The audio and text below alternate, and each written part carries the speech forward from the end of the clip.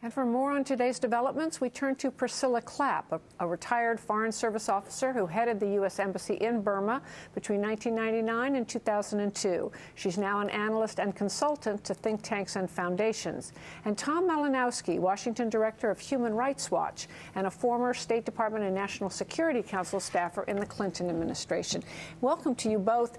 Priscilla Clapp, let me begin with you. Why this turnaround on the part of the United States? I mean, the U.S. has had Myanmar in the deep freeze now for years and years.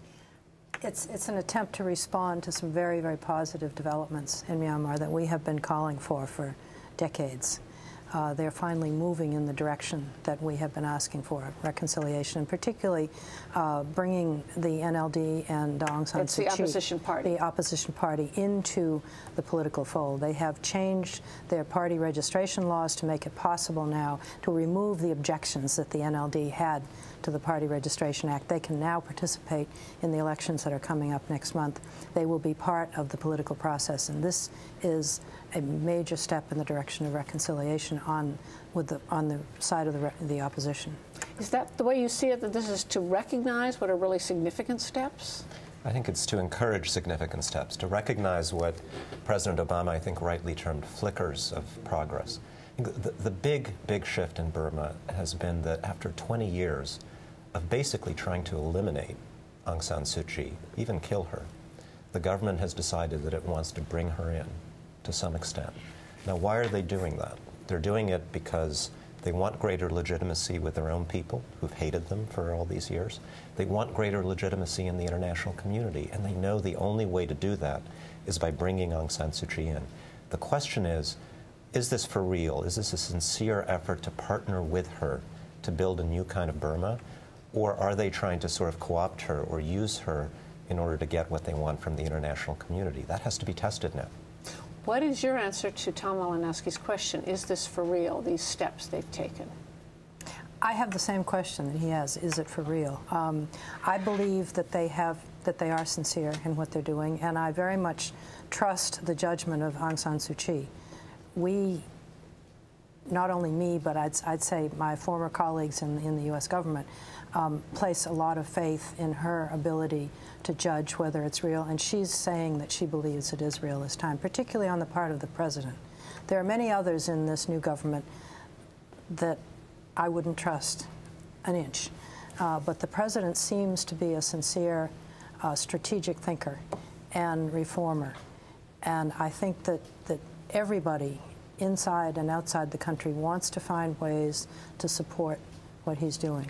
What explains that, Tom Malinowski? I mean, Thein Sein is a retired general. He was installed by the military junta. He was part of the previous regime. I mean, why is he even taking these limited steps? Well, there's a lot going on here, and it's probably very complicated. One factor is China. For a lot of time, critics of U.S. sanctions on Burma said, don't sanction them because you'll push them into the arms of the Chinese. Well, it turned out that pushing them into the arms of the Chinese may have been the thing that got them to come right back and say, we don't want that. That's not comfortable for us. It's humiliating for us. There is the legacy, I think, of the Saffron Revolution. We saw an image of the monks being shot. That was a terrible thing. The government succeeded in putting down that monks' uprising, but killing monks in Burma in this very deeply Buddhist society is a terrible thing to live down. The cyclone, the terrible cyclone Nargis the following year, in which government neglect led to over 100,000 deaths. I think a lot of people in the military, though they may have an authoritarian mindset, they do, were ashamed of those things. And so they want something different, and they know that to get that something different, they need Aung San Suu Kyi on their side with the international community. Again, the question is, how far are they willing to go to meet her legitimate demands? I would add another reason. These ex-generals who are in the government now have traveled a lot in the region and around the world, and they have seen how far behind their country is. They know that only reform, particularly economic and political, is going to correct this situation. Let me bring it back to China in the limited time we have left. How does China figure into the calculations of the United States here? In other words, what are U.S. interests? Is it human rights? Is it as a counterweight to China? Is it because Burma has great resources? No, it's first of all, it's human rights. That really is the first item on our agenda. There's no question about it. The question of China is ancillary. China is a big neighbor of Burma, is always going to be a major player there. We're minor. This is just, we're beginning to correct an imbalance simply by sending the Secretary of State, but we have a long way to go.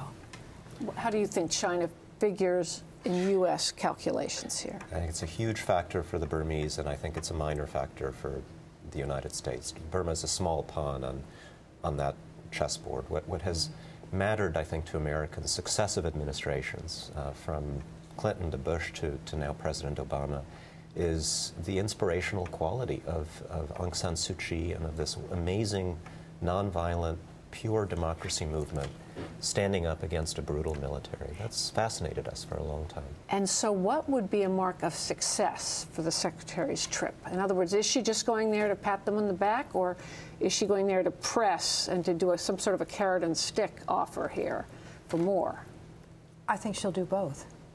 I think she will encourage them, say some encouraging words, but I think she will also press them.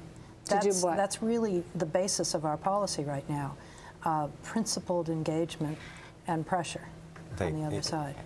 The visit won't be a success if all they do is have a dialogue. We've had that with them. They have to release all the political prisoners. They promised to do it. We thought they were going to do it this week, actually, and they didn't. So how many? About 1,600 left.